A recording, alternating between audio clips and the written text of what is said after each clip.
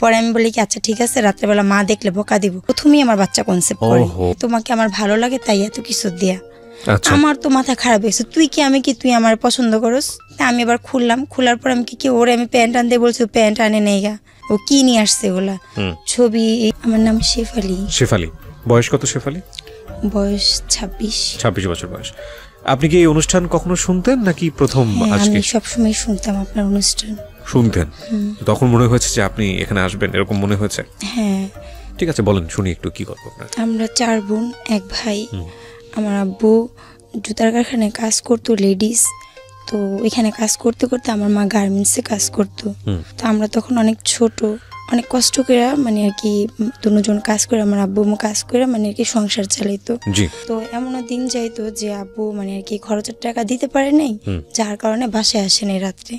মা ঝগড়া করবো এই কারণে আসেনি। পরে ঈদের মধ্যে কাপড় চোপড় দিতে পারে নাই, এই কারণে আব্বু আসেনি। মা লুকায় সবার জন্য কাপড় চোপড় বানায় রাখতো। আব্বুরে রাত্রেবেলা খুঁজতো, পাইতো না। পরে সকাল ভোরে আব্বু আসতো বাসায়, একটু সেমাই চিনি এগুলা নিয়ে। মানে অনেক কষ্ট করে আর কি আমরা বড় হয়েছি। খুবই দরিদ্র একটা পরিবার, যেটাকে বলে দরিদ্র পরিবার, খুবই কষ্ট করে বড় হয়েছি। আর যখন আর কি আমার মার ইচ্ছে ছিল মানে আর কি ছেলের, কিন্তু আমরা পরপর 4টা মেয়ে হয়েছি। 2টা বোন যখন হই, যখন আমি হই, আমি হাসপাতালে হই। আপনি কত নাম্বার?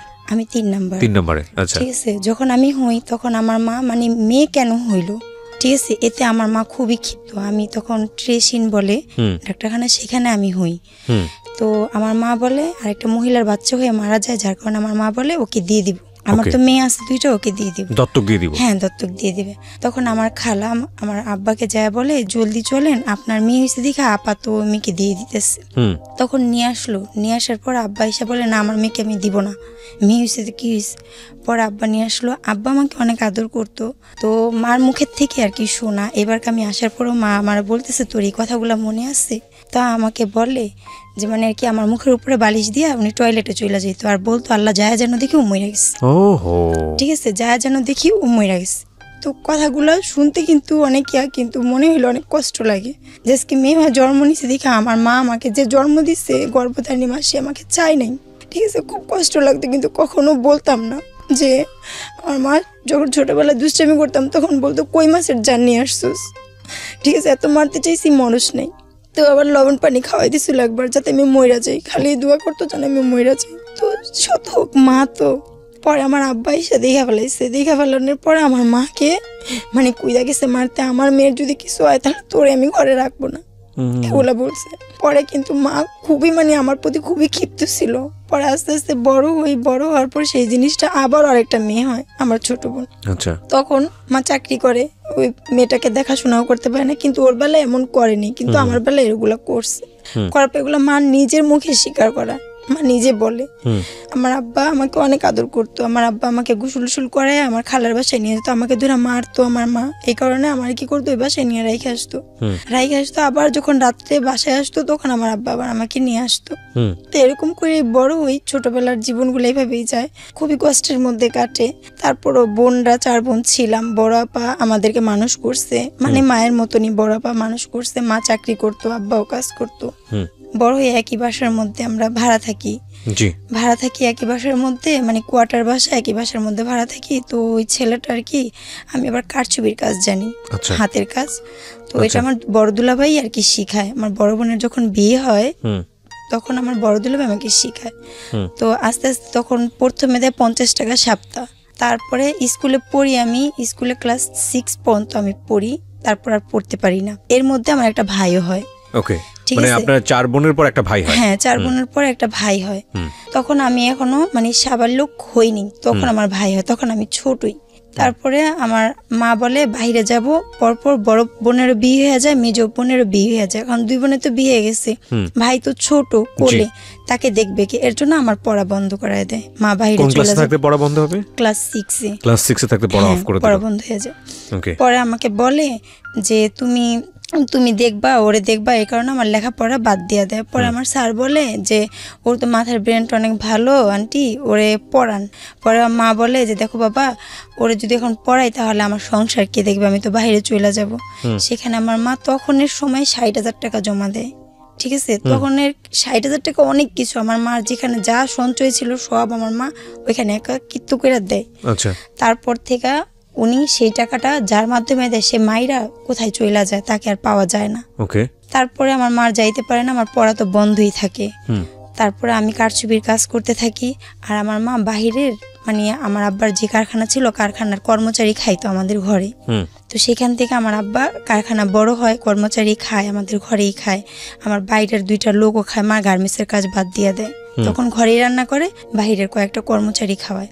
আচ্ছা, ওইটা দিয়ে আর কি সংসার চলে, আব্বার টাকা ওইটা দিয়ে সংসার চলে। আমরা লেখাপড়া করি, আর লেখাপড়া তো আমার ছাড়াই দেয়, কিন্তু ছোট বোন লেখাপড়া করতে থাকে।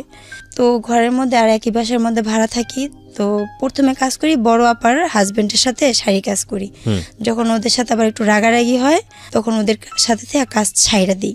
ছাইড়া দেওয়ার পর তো ও আবার আমাকে পছন্দ করতো। যখন আমার বড় আপার এখানে কাজ করি তো ও আবার শাড়ির কাজ মানে আর কি নসুন্দির থেকে ওইখান থেকে শাড়ি আনতো, আনার পর আর কি কাজ করাইতো। তো বলছে যে আচ্ছা আমার শাড়ি করেন, আমি আপনাকে টাকা বাড়াই দিব, নগদ দিয়ে দিব। তো বলতেছে ঈদ আইসা পড়ছে, কুরবানি ঈদ, বলছে যে আপনারা নাইট করে আমার এই শাড়িগুলো নামাই দেন, আমি আপনার সাথে করবো। তো আমি আবার আমার বাসার থেকে বড়াপার বাসায় যায় আমার বড়াপার বাসায় কাজ করতাম, আর শাড়ি ও দিত।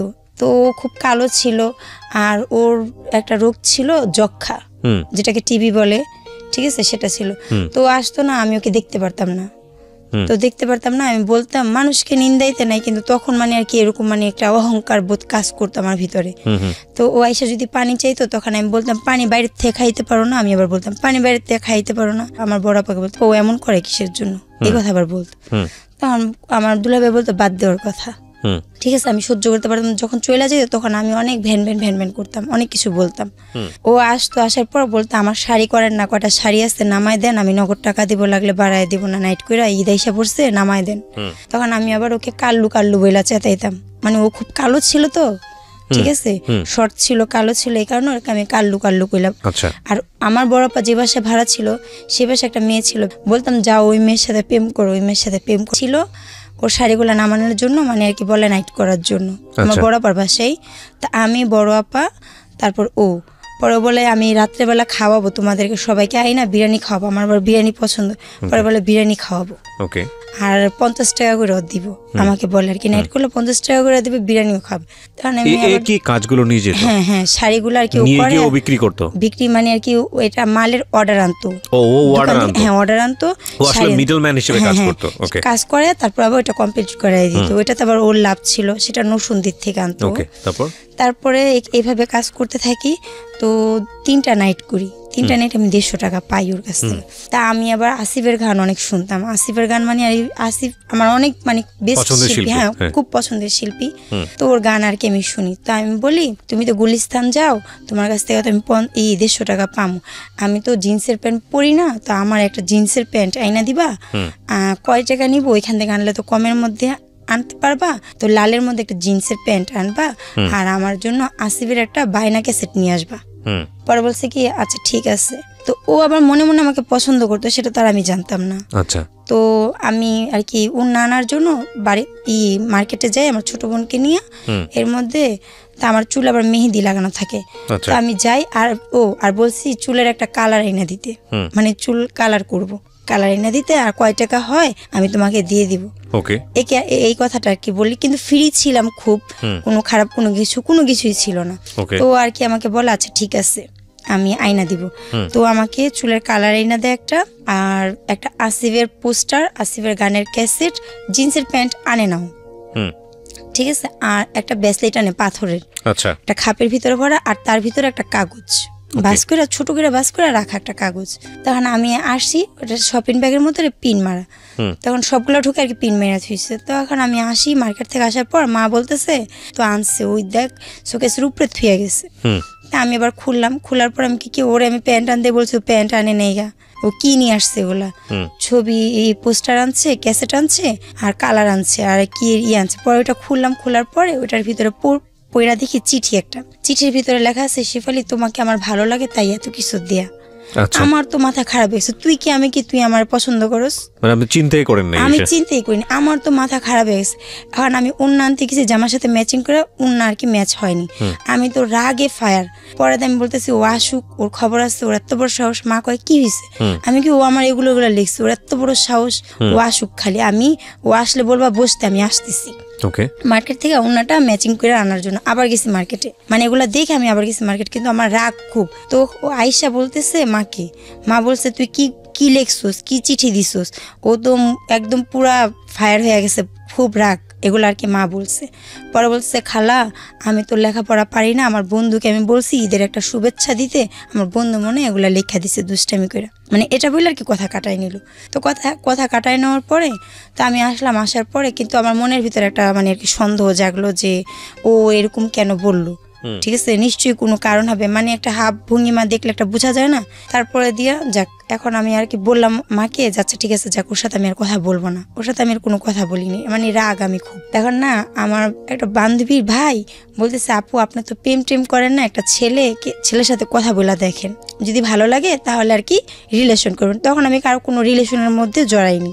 তখন আমরা একসাথে মানে আর কি ঈদের দ্বিতীয় দিন আর কি সকালবেলা রিক্সায় যখন উঠবো, ওই ছেলে আমি আমার বোন ছোট বোন আমরা যখন রিক্সায় উঠবো তখন এর দেখে ফেলাইছে, কিন্তু অরিজিনালি কিন্তু কিছুই না। তা আমার বান্ধবী ছিল, বান্ধবীর ভাই ছিল, সবাই ছিল, দেখে ফেলেছে। এখন তো আমি তো ভয় নি, আল্লাহ মাকে যদি বলে তাহলে তো মা মারবো বাসায় গেলে। এখন ওকে আবার সেটিং দেওয়ার জন্য ওর সাথে আবার কথা বলছি। পরে বলতেছে না, পরে আমার বলতেছে তুমি কি আমার সাথে রাগ করে আসো, আইসক্রিম খাও। কোন আইসক্রিম? আমি আমার আবার কোন আইসক্রিম পছন্দ, কোন আইসক্রিম খাও। পরে আমি বলি কি আচ্ছা ঠিক আছে, রাত্রেবেলা মা দেখলে বকা দিব। পরে ও কি করলো, চুপ করে আমার জন্য আর আমার ছোট বোনের জন্য 2টা আইসক্রিম আনলো, আইনা আমাকে দিল, পরে খাইলাম। তো ও আমাকে পছন্দ করার পরে ও আর কি একজনের সাথে আর কি বলে যে আমি তো এরকম একটা মেয়েকে পছন্দ করি, তো তোমার কাছে কি কোনো ভালো ফকির টুকির আছে? মেয়েটা তো আমাকে পছন্দ করে না, মানে ফকির ধরে আপনার জন্য তাবিজ কিছু করবে। আচ্ছা। তো আমার এই ঘটনাটা আবার আমার মা জানতে পারে, যে এই ছেলের সাথে বলে, সেই ছেলেটা যেভাবে হোক যে কোনোভাবেই আমার মার কানে খবর আসে। তখন আমার মা বাড়ির ভিতর অনেক ঝগড়া লাগাই দেয়, একই বাসায় ভাড়া থেকে অনেক ঝগড়া লাগাই দেয়। তখন আমার মা বলে কি তুই কিছু বলস না, তুই কিছু বলস না। তখন আমি বাড়ি ভরা মানুষের সামনে যাই ওকে মানে ওর সামনাসামনি আমি ওকে বলি, এই তোর মতন ছেলের আমার পায়ের নখের যোগ্যতা আছে, তুই আমাকে পছন্দ করস, আমি এই কথাটা বলি। এর জন্য ওর সাথে আর আমাদের সাথে কোনো কথা নাই। একই বাসায় থেকে আমার ছোট বোনের জন্মদিন হইলো, তো আমার বিরিয়ানি তো বললামই আগে আমার খুব পছন্দ, তো বাবুর্চিতে বিরিয়ানি রান্না হয়েছে, আমি সারাদিন খালি বিরিয়ানি খেয়েছি একটু পরে পরে। তো আমার পেটে ব্যথা উঠে গেছে, এই পেটে ব্যথাটা আমার প্রায় সময় উঠতো। যখন পেটে ব্যথা উঠলো তো মারা সবাই ঘরে টিভি দেখতেছিল, আর আমার পেটে ব্যথা উঠছে থেকে আমি আবার মেজপার ঘরে চলে গেলাম। মেজপার ঘরে গিয়ে আমি পেট ধরে কাঁদতেছি, মা ঘুমাইতেছিল। তা আমার মেজপা শাশুড়ি যায় বলে এ নার্গিস জলদি উঠো, তোমার মেয়ে তো কাঁদতেছে পেটে ব্যথায়, জলদি উঠো। মা উঠছে, আমার পেটে ব্যথা এত পরিমাণ পেটে ব্যথা যা বলার বাইরে, ঠিক আছে। পরে মা আমাকে আল হেলাল হাসপাতালে নিয়ে গেল। জেনারেল হাসপাতালে নিয়ে যাওয়ার পরে ওইখানে তারা আমাকে দেখলো, দেখার পর ইঞ্জেকশন দিল, পরে ব্যথা কমলো, ঘুমের ইঞ্জেকশন দিল আবার। তখন ওইখান থেকে নিয়ে আসলো, আর এর পিছনে ও আবার গেছে। পরে বলতেছে খালা টাকা লাগবে, টাকা লাগলে আমার থেকে নেন, আমার কাছে টাকা আছে, টাকা নেন। পরে বলতেছে না টাকা লাগবে না। পরে মানে আর কি আমি আমার নিয়ে এই হাসপাতাল বাসায় নিয়ে আসলো, নিয়ে আসার পরে মানে আর কি যখন ইঞ্জেকশনের সব পাওয়ারটা চলে গেলো, আবার পেটে ব্যথা। এই পেটে ব্যথা করতে করতে পরে মানে আর কি আমি 12 দিন মানে ঘরের ভিতরে রেখে আমাকে 5 দিন ট্রিটমেন্ট দেয়, আমাকে ইঞ্জেকশন দেয়, ঘুমের ইঞ্জেকশন, যেটাকে নেশার ইঞ্জেকশন বলে। তো আমার মামা এসে বলে তুই তো এইভাবে করে মেয়েটাকে মাইরা ফেলাবি। যখন ইঞ্জেকশনটা আমার স্যালাইনের ভিতরে পুশ হয়, তখন আমার পুরা হাত মানে জইলা পুরা ছাড়খাড় হয়ে যায়, ঠিক আছে। তখন বলতেছে মেয়েকে তুই ইঞ্জেকশন দিয়ে মাইরা ফেলাবি। কিসেন্ট হাসপাতালে ওনাদের কেমন ভাই হয়, আমাদের মামা লাগে, ওনার কাছে নিয়ে যায় ওকে দেখা। পরে নিয়ে যাওয়ার সাথে সাথে আমাকে ভর্তি করে কিসেন্ট হাসপাতালে শাহবাগ। পরে সেখানে ভর্তি করার পরে তো আমি 12 দিন না 10 দিন থাকি। থাকার পর ও আর কি যাই, তো ওর আবার টাকাও দিচ্ছিল আমার মাকে যে ধার নেন। তখন আমার মা কোনো দিশে মিশে না, ওর থেকে বিপদের সময় টাকা নেই, একই বাসা ভাড়া থেকে সব ভুইলা যায়। তো আমাকে দেখতে চায়, আমাকে বলে কিছু খাবা, তখন আমাকে উপন্যাসের বই কিনা দিয়ে আসে পড়ার জন্য। তারপরে যখন আমি আসবো, আসার 2 দিন আগে আমি তো জানতাম যে আমাকে পছন্দ করে, আর আমি সে সবকিছুরই প্রমাণ পাইছি। তো আমাকে একটা আম দেয়, তখন কিন্তু আমের সিজন না, একটা আম দেয়, আমটা খুবই সুন্দর, আমার মনে আছে। সে আমটা বলে কি আমটা তুমি খাবা। তখন আমটা খাওয়ার পরে আমটা খাওয়ার পরে না মানে ওর প্রতি একটা মানে আর কি মায়া কাজ করতো, ওকে দেখলে একটা মায়া কাজ করতো। যখন আমি আমার মাদের কাছে মানে ওকে না দেখতাম তখন আমার মারা যেটা বলতো সেটাই ঠিক আছে, যখন আবার ওর কাছে যেতাম তখন ওর কথাই ঠিক আছে, মানে এরকম পর্যায়ে চলে গেছি। আচ্ছা। পরে ও আর কি আমাকে দেখা করতে ডাকতো, আমি ওর সাথে দেখা করে এসে মা যদি বলতো যে দেখা করছোস, না আমি দেখা করিনি, মানে এগুলো করতাম। কিন্তু কেন করতাম, সেটা কি ভালোবাসা ছিল না কি ছিল সেটা আমি নিজেও জানি না। ঠিক আছে, তখনের বয়সটা তো আমার ওরকম বয়স ছিল না, যার কারণে ভালোবাসা ছিল না কি ছিল আমি বুঝতেই পারিনি। যাক, পরে আমার মা এখান থেকে আমার জন্য ছেলে দেখতেছে, ছেলে এসে দেখে গেছে, তো পছন্দ হয়েছে। পছন্দ হওয়ার পর আর এইখান থেকে মানে আর কি ও আমাকে বলে চলো শিপা আমরা চলে যাই, তোমার জন্য তো ছেলে দেখতেছে, চলো আমরা চলে যাই। আমি অসম্ভব, কখনোই না, আমি যাব না, আমি গেলে আমার বড় আপা এইভাবে বিয়ে করছে, আমি যদি এভাবে বিয়ে করি তাহলে আমার মা অনেক কষ্ট পাবে, আমি ওকে আবার বলছি। পরে ও বলছে আমার কাছে 10,000 টাকা আছে, চলো চলে যাই। তখন আমি ওকে না করছি ডাইরেক্ট যে আমি যাব না, যদি আমার মা বাবাকে তুমি মানে আমাকে নিতে পারো তাহলে আমি যাব, তার আগে আমি কখনোই তোমার সাথে যাব না আর এমন কোনো কিছু করবো না, এ কথা আমি ওকে বলি। যখন আমাকে ছেলে দেখা যায় তখন আমার মানে আর কি আব্বা বলে যে ও তো এরকম ডিস্টার্ব করতেছে, ওকে একটা শিক্ষা দিতে হবে। তো কালকে তখন র্যাব নতুন নামছে, অনেক কড়া, র্যাব এরিয়া অনেক কড়া। তখন বলছে আমার আব্বা বলছে যে আব্বার একটা বন্ধু ছিল যে দোকানে মাল দিত, তো বলতেছে যে মামা কালকে যদি র্যাব আসে তাহলে তুমি শুধু বলবা ও তোমার উন্না ধেরা টান দিচ্ছে, এ কথা আর কি আমার আব্বা আমাকে বলতে বলছে। তখন আমি বললাম যে ওর টাকায় ওর সংসার চলে, ওর বাবা তো খরচপাতি দেয় না, খোঁজখবর নেয় না, আজকে যদি আমি এই কথাটা বলি তাহলে ওর সংসার কিভাবে চলবে, সংসার বন্ধ হয়ে যাবে, তো একজনের এই ক্ষতিটা করা তো ঠিক না। তখন আমি আবার আব্বাকে বললাম আব্বা এই জিনিস করব, তখন ও তো পরবর্তীতে আমার ক্ষতি করতে পারে। তখন আমার আব্বা বলে যে তোমার এত কিছু চিন্তা করা লাগবে না, ও যখন আসবে তখন তুমি বিয়ে হয়ে অনেক দূরে চলে যাবা। আব্বা আমার এই কথা বলে। তখন আমি বললাম আব্বা যে খুঁজা বের করার সে মাটির নিচের থেকেও খুঁজা বের করবে। তখন আব্বা আমাকে ধমক দেয়। তা আমি চাইতেছিলাম না যে কারো কোনো ক্ষতি করি, কেননা কারো ক্ষতি করে কেউ তো কখনো ভালো থাকতে পারে না, এই জিনিস সব অনেক আগের থেকে আমার ভিতরে জিনিসগুলো কাজ করতো। তখন আমি ভাবলাম যে যেখানে আমার বিয়ে ঠিক করছে আমি সেই দেশে চলে যাই, আমার খালার বাড়িতে। অথচ আমি রাস্তাঘাট কিছু চিনি না, শুধু জানি ভৈরব যেতে হইব, ওইখান থেকে আর লঞ্চে কইরা আমার খালার বাড়িতে যাব, মানে এটাই আর কি জানতাম। তো আমি আবার 200 টাকা আমার এখান থেকে আমি চুরি করি, যার সাথে আমার বিয়ে ঠিক করছে তাকে আমার খালার বাড়িতে যে আমার খালাকে বলবো যে আমাকে বিয়ে দিয়ে দেন এইখানে। কিন্তু আমার অরিজিনালি এমন কোনো কিছুই ছিল না যে আমি ওর সাথে পালাই যাবো, আমি শুধু ওকে বাঁচাইতে চাইছি। আমি চাইনি যে আমাকে তোমরা অন্য জায়গায় বিয়ে দিয়ে দিবা, ঠিক আছে, কিন্তু আমি কারো জীবন নষ্ট করতে চাই না। আজকে ওকে মারধর করবে, ওর মা কাঁদবে, অভিশাপ দিবে, সেই অভিশাপগুলো তো আমার গায়ের হিসাব পড়বে অবশ্যই।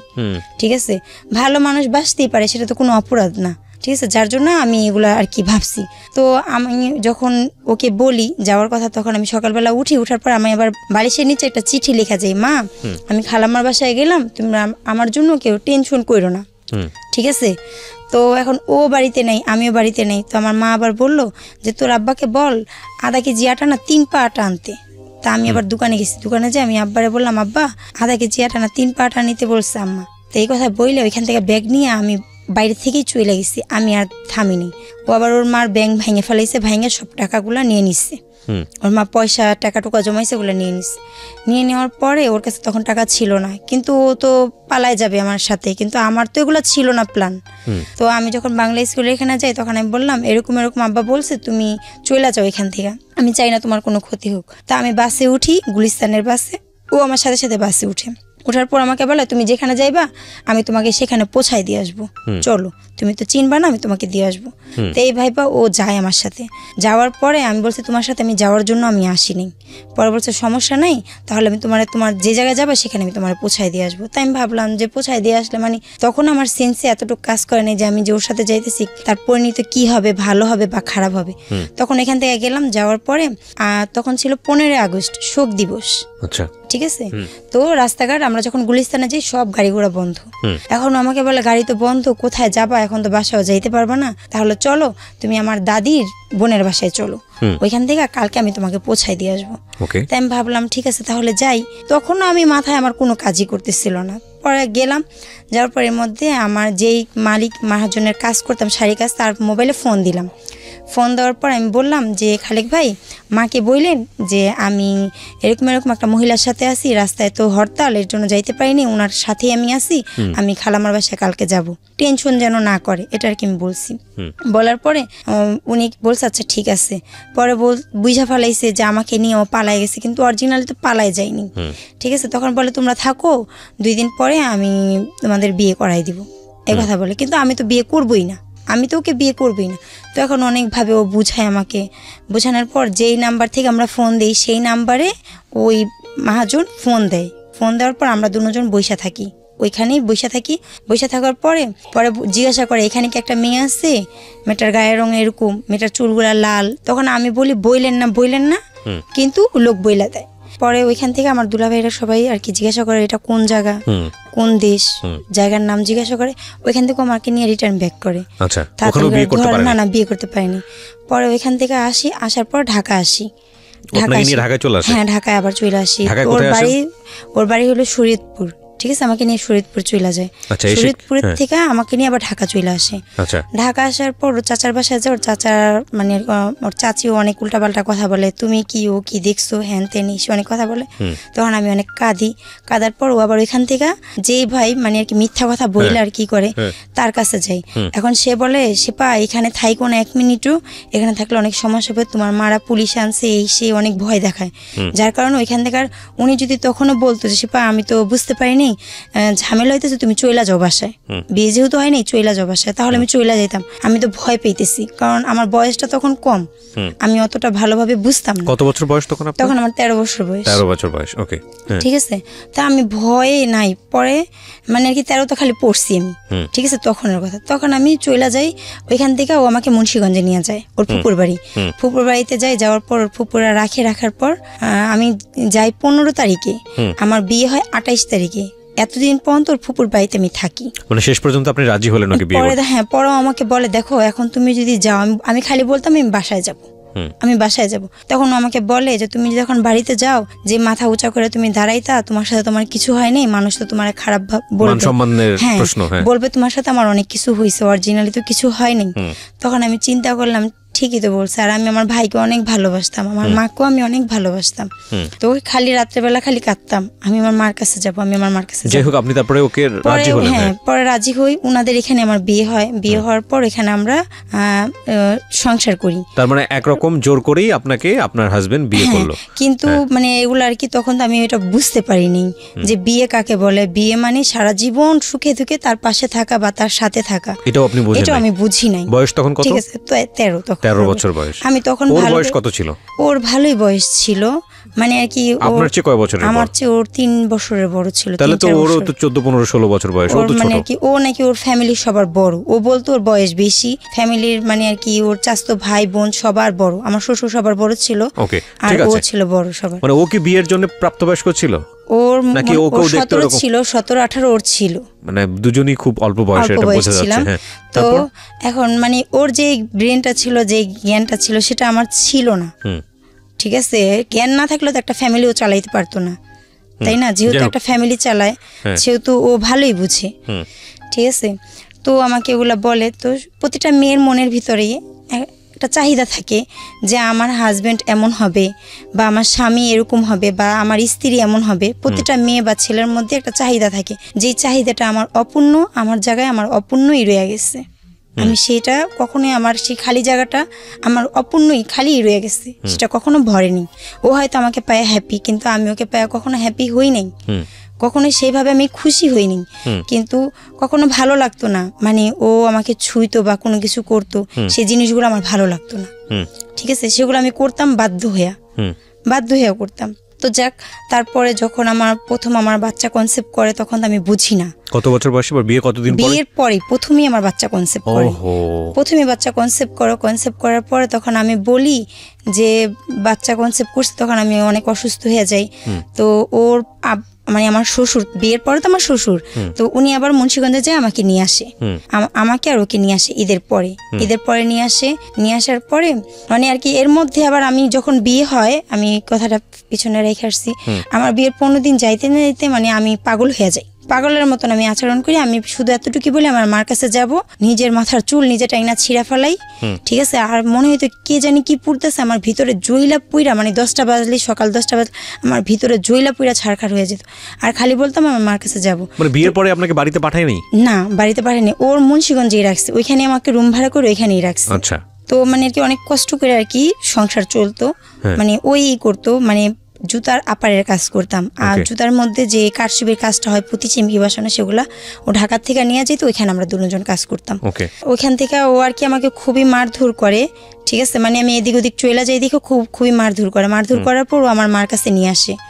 বিয়ের 3 মাসের সময় আমার বাচ্চা সহকারে মানে নিয়ে আসে। নিয়ে আসার পর সে বাচ্চাটা আমার মা নষ্ট করে দেয়, রাখে না, নষ্ট করে। প্রথম বাচ্চা? হ্যাঁ, ওটি প্রথম বাচ্চা নষ্ট করে দেয়। ঠিক আছে। তারপরে মানে আর কি আমার মারা দিবে না, অনেক ওর থেকে ছাড়ানোর অনেক চেষ্টা করে, তখন আমি বুঝি না। তখন মানে আর কি আমাকে বলে বিয়ের পর স্বামী সব, মানে আশেপাশের অনেকে মানে আর কি লুকায় লুকায় আমাকে এগুলো বলতো। তারপর আমি আবারও 21 দিন পর আবার ওর কাছে চলে যাই। ওর কাছে চলে যাই, মারা অনেক ছাড়ানোর চেষ্টা করে, ছাড়ি না, অনেক চেষ্টা করে ছাড়ি না, সংসার করতে থাকি। তারপরে এই যে আমার এই ছেলেটা আমার আবার কনসেপ্ট হয়, তখন আমি মেয়ে স্টোভে কাজ করি। মেয়ে স্টোভে কাজ করার পরে 6 মাসের মধ্যে মেয়ে স্টোভে কাজ করি আমি। কাজ করার পর যখন বাচ্চা কনসেপ্ট করে, তখন আবার এখান থেকে চাকরি ছাইড়া দিই। ছাইড়া দেওয়ার পর খুবই কষ্টে আর কি দিন যাইতো। ও খুবই মারধর করতো আমাকে, আচ্ছা, খুবই মারতো। তো যে বাসা ভাড়া ছিলাম সে বাসায় উনি আমাকে বলতো, ভাড়াটিয়া আপা বলতো, সে পা এখনো সময় আছে চইলা যা, এগুলো বলতো, এখনো সময় আছে চইলা যা। ও কি তুই কি? আমি বললাম যে একটা বাচ্চা নষ্ট করছি, মরলে তো আমার কবর হিসেবে আমার দেওয়া লাগবে, আমারটা তো কেউ দিবে না, ঠিক আছে। আমার বাচ্চা নিয়ে যদি আমার ফ্যামিলি আমাকে নেয় তাহলে আমি যাবো। তা আমি আমার ফ্যামিলিকে প্রস্তাব দিলাম, আমার বাচ্চা সহকারে আমাকে নিবা? পরে আমার দুলাভাই বললো, মেজে দুলাভাই না, নিবে না। তার জন্য আমি গেলাম না। ও আমাকে বলতো, সে পা অনেক কষ্ট করো, না খায় থাকো, চইলা যাও। আমার হাজবেন্ডও আমাকে বলতো, কিন্তু আমি যাইনি। বাচ্চা হওয়ার পরে আপনি আর যাননি? না, বাচ্চা হওয়ার তখন বাচ্চা আমার কনসেপ্ট করছে, তখন অনেক চলে যাইতে বলছে, অনেক কষ্ট করি, না খায় থাকি সারা দিন। মানে জামাই বলতো চলে যাও? ও বলতো, মানে অনেক কষ্ট করি ওর কাছে, তখন আমি যাইনি। মানে তখন কষ্ট করছি কিন্তু আমি যাইনি। তারপরে বাচ্চা যখন আমার 5-6 মাসের পেটে, তখন ও আমাকে ভাত দিছি, ভাতের বল সহকারে, যে কোনো কোন কথা জানি ভাতের বল আমার মুখের উপরে মাইরা, আমি নিচে বসো খাটের উপর এক লাথি মারছে আমায়। তখন আমি পিড়িতে বসেছিলাম, পিড়িত থেকে আমি পড়ে গেছি। মানে ও খুবই মারধর করতো। তারপরে আমি ওর সাথে সংসার করছি, আমি এত কিছুর পরে কিন্তু ওকে ছাড়িনি। তারপরে ও আমার ছেলেটা হওয়ার পরে ও বাহিরে যায়, 2 বছরের জন্য বাহিরে যাওয়ার পর আমি ওষুধ কোম্পানিতে কাজ নিই। তারপর আমি ওষুধ কোম্পানিতে চাকরি নিই।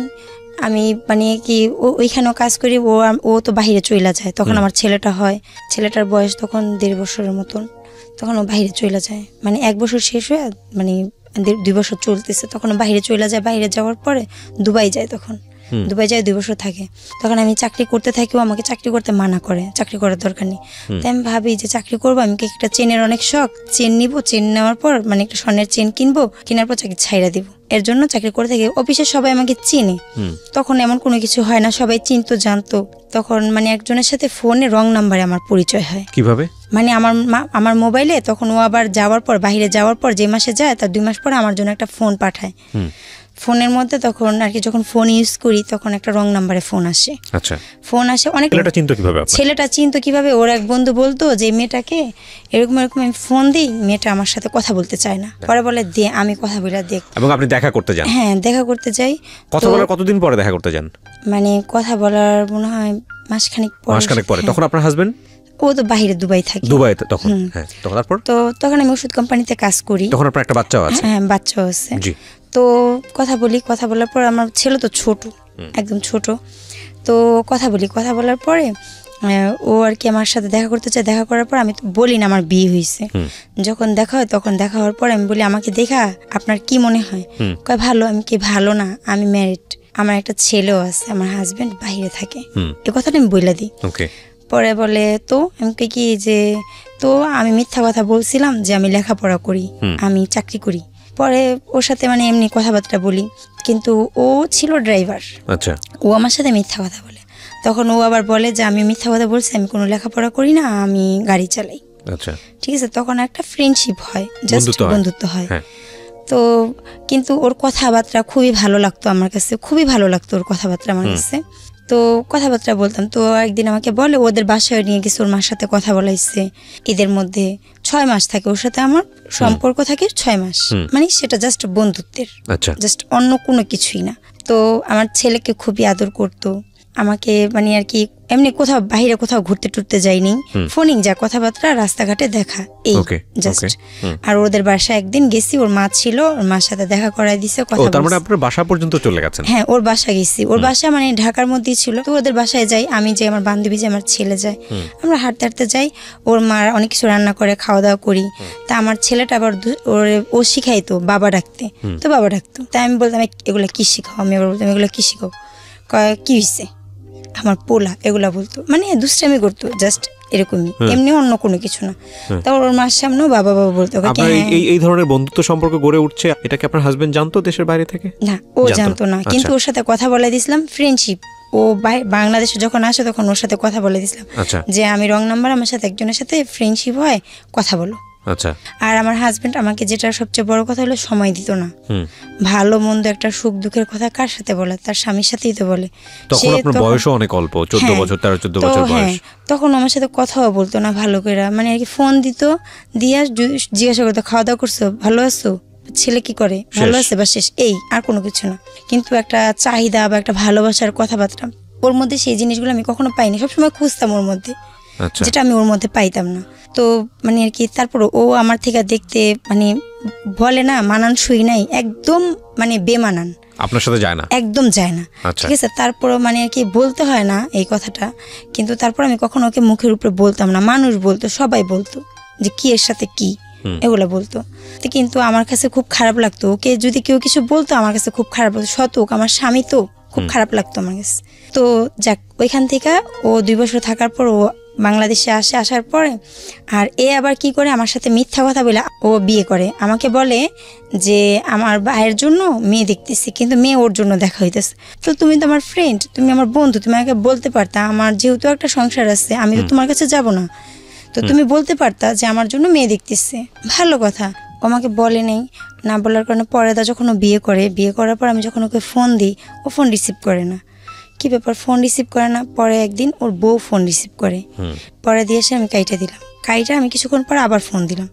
ফোন দেওয়ার পর ওর মা আবার আমাকে চিনতো, আমার নাম্বার দেখে চিনতে পারছে, পারার পর মা ফোন ধরার পর আমাকে বলে, তা আমরা এরকম করে হঠাৎ করে বিয়ে করাইছি ওকে, তো এখন তো ওর বউ যদি দেখে ফোন দিতে তাহলে মাইন্ড করবে, তো তুমি আর ওকে ফোন দিও না।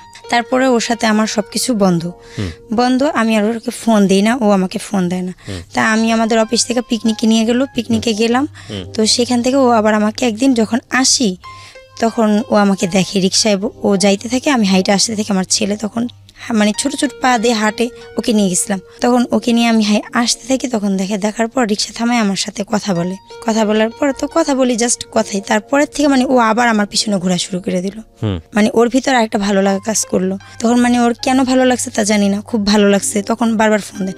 তখন আমার কথা হলো, তুমি বিয়ে করছো, তোমার সংসার আছে, এখন তোমার সাথে আমার কথা বলা ঠিক না, এর জন্য আমি কথা বলতে চাইতাম না। ও বারবার ফোন দিত। পরে আমি কি বলছি, ফোন বন্ধ। আপনি বিয়ে করেছেন, হ্যাঁ, আমার সংসার থাকার পরও আপনি ওনার সঙ্গে বন্ধুত্ব করেছেন।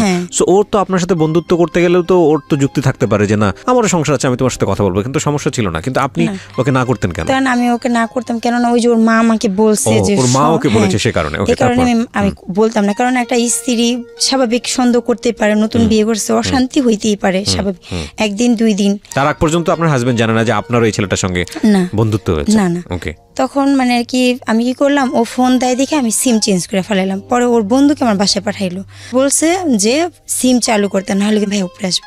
আমি কি আল্লাহ মান সম্মান সব, মানে ওর বন্ধুকে পাঠাইছে। আচ্ছা, তখন আপনি অফিসে? আমি অফিস থেকে আইসা আমি ফ্রেশ হয়ে আমি শুয়ে রইছি।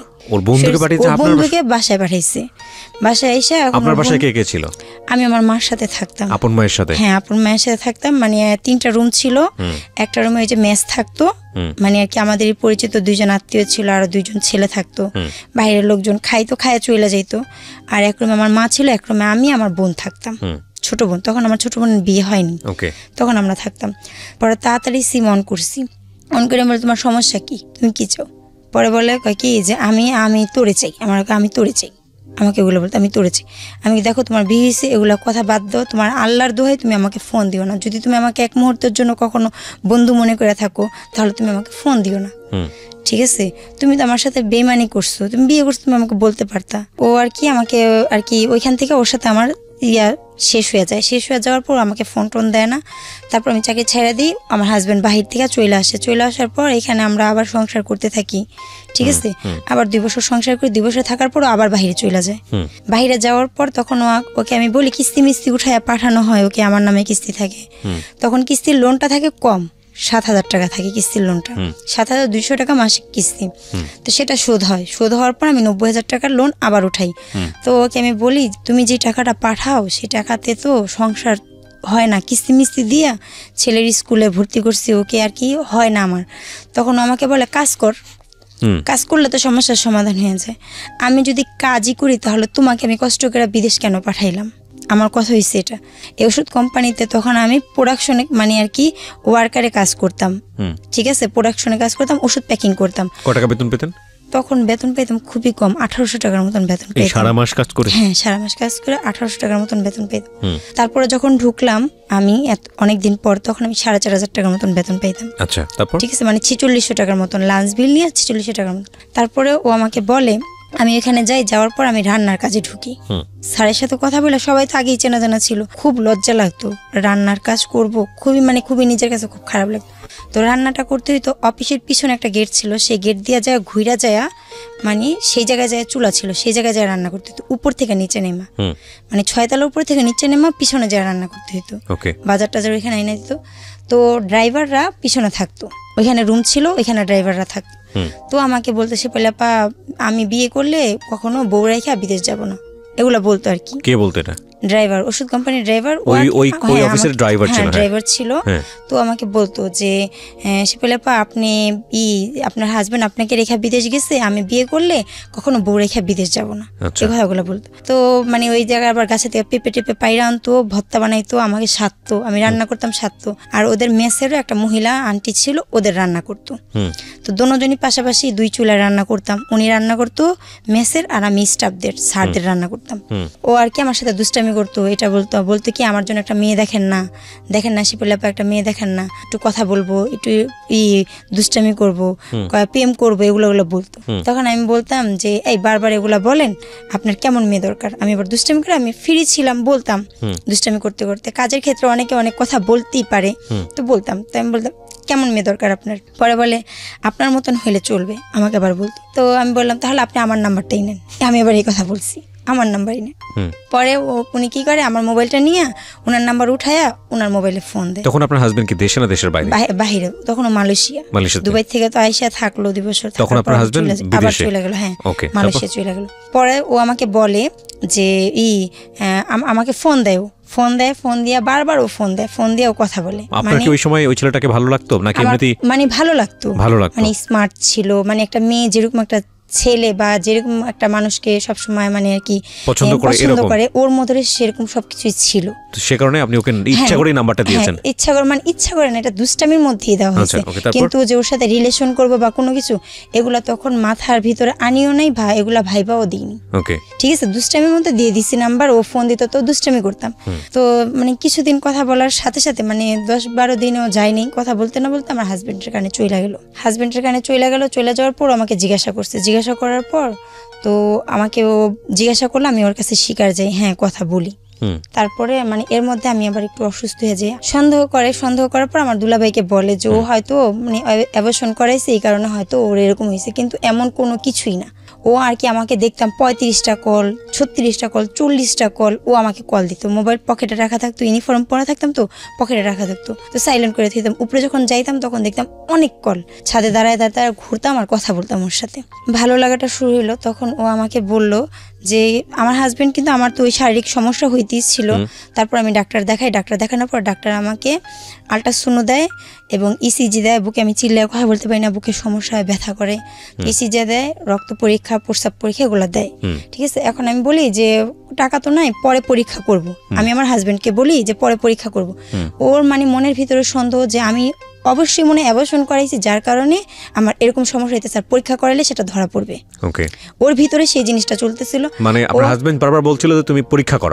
আমি বলছি টাকা তো নাই, সামনের মাসে তুমি দিলে তখন পরীক্ষা করাবো। আমি তো ওষুধ আনছি, ওষুধ খাইতেছি, আমার সমস্যাটা একটু সমাধান হইতেছে। পরে ও বলে না, পরীক্ষা করাইতে হইব। আর মানে আর কি পরীক্ষা করাইতে রিপোর্ট যখন নিয়ে যাই, পরীক্ষা করাই আমি, ওর মার কাছ থেকে টাকা নেই। ও টাকা দিতে পারে না, ওর মার কাছ থেকে মানে আমার শাশুড়ির কাছ থেকে টাকা নিয়ে পরে আমার পরীক্ষাগুলো করানোর পর যখন আমি রিপোর্ট দেখাইতে যাই তখন বলে ওর বোনকে নিয়ে যেতে, মানে আর কি শুনতে পারবে যে আমি এমন কিছু করছি কিনা, কিন্তু আমি তো জানি আমি এমন কিছু করিনি, কিন্তু তার সাথে আমার খুবই মানে আর কি মানে তার খুবই ভালো লাগতো। আর যখন আমার তখন পর্যন্ত কি আপনাদের সঙ্গে এমন কোনো সম্পর্ক গড়ে উঠেছে? না না, এমন কিছু হয়নি। এমন কিছু হয়নি। এমন কোনো সম্পর্ক বলতে আমি বলতে চাচ্ছি যে মনের আদান প্রদান বলতে যেটা বোঝায় আর কি। হ্যাঁ, মনের আদান প্রদান, ভালোবাসা, আমি ভালোবাসি তাকে, সেটা হয়েছে। হ্যাঁ, সেটা হয়েছে। ও আপনাকে ভালোবাসতো? হ্যাঁ, ও ভালোবাসতো। মানে একই অফিসে আপনারা দুজন কাজ করতেন এবং আপনাদের মধ্যে এই ধরনের একটা সম্পর্ক? হ্যাঁ, ভালোবাসা। ওকে, তারপর ও আমাকে বললো, তো আমার ছেলে আবার যখন প্লেতে পড়ে তখন আমার ছেলের আবার এর মধ্যে আবার রেজাল্ট বের হলো, আমার ছেলে A+ পাইছে। আচ্ছা, তো ডক্টরের রিপোর্টের জায়গা থেকে যাই আবার। হ্যাঁ, তারপরে সেই রিপোর্টগুলো নিয়ে গেলাম, নিয়ে যাওয়ার পর বললো যে না সবকিছু ঠিক আছে, এমনিতেই সমস্যাটা হয়েছে আর কি, ডাক্তারে বললো। তো বোনকে নিয়ে গিয়েছিলেন? ওর বোন আর কি যাইতে পারেনি। আচ্ছা, ওর বোন যাইতে পারেনি, তা আমি আমার একটা বান্ধবীকে নিয়ে যাই। তো তারপরে রিপোর্ট জানার পর আপনার হাজবেন্ড কি বললো? ডাক্তারের সাথে কথা বলাই দিই ওকে। কথা বলার পর কথা বলার পরে জানতে পারে যে না এমন কোনো কিছু নেই, কিন্তু আমার বুকে একটু সমস্যা আছে, আস্তে কথা বলতে বলছে, বেশি উত্তেজিত হইতে না করছে, আস্তে কথা বলতে বলছে। কারণ জোরে কথা বললে আমার শরীর হাত পা কাঁপে, বুকে ব্যথা করে, শ্বাস টান দিতে পারি না, যার জন্য এতটুকু সমস্যা ধরা পড়ছে, আর কোনো সমস্যা ধরা পড়েনি। তারপর থেকে আমার সেটা ঠিক হয়ে গেছে। ঠিক হয়ে যাওয়ার পরে কিন্তু ও জানতেছে যে ওর সাথে আমি কথা বলি, এটা ও জানতেছে। তো আমার ছেলে পরীক্ষায় ভালো রেজাল্ট করে, তখন আমি বলি আমার ছেলে না অনেক ভালো রেজাল্ট করছে, A+ পাইছে, তো ম্যাডামদেরকে মিষ্টি খাওয়াইছে। পরে ও আমাকে বলে আমাকে মিষ্টি খাওয়াইবা না? তাই আমি বললাম হ্যাঁ খাওয়াবো। আমাকে বলে আমাকে মিষ্টি খাওয়াবো না? তাই আমি বললাম খাওয়াবো। তো বলতেছে আচ্ছা ঠিক আছে, কবে খাওয়াবা? আমি কি যখন বলবা তখনই খাওয়াবো। আমি আবার বলি যখন বলবা তখনই খাওয়াবো। তখন বলতেছে যে কোথায় খাওয়াবা? আমি কি যদি বাসায় আসো তাহলে বাসায় আসলে বাসায় এসে খাবা, আর যদি বলো যে দোকানে খাবা তাহলে দোকান থেকে খাওয়াবো। আমি আবার এই কথা বলছি, কিন্তু ও কোন মাইন্ডে কোন মিষ্টির কথা বলতেছে সেটা আমি কিন্তু বুঝিনি, সেটা আমি পরে বুঝছি। তো আমাকে বারবার খালি মিষ্টি খাওয়াইলা না, মিষ্টি খাওয়াইতে কি দোকানে যাইতে হয়, আমাকে এগুলো বল। তখন আমি না মানে ক্যাচ করলাম যে ও অন্য কিছুর কথা বলতেছে। ফার্স্ট ওর সাথে আমি বিমান বাহিনী জাদুঘরে যাই, ঠিক আছে? ও আমাকে বলে এক রিক্সায় উঠবো না, এক রিক্সায় আমি কখনো মেয়েদের সাথে উঠি নাই, এগুলো আর কি মানে কি দেখাইতেছে ও খুবই ভালো একজন।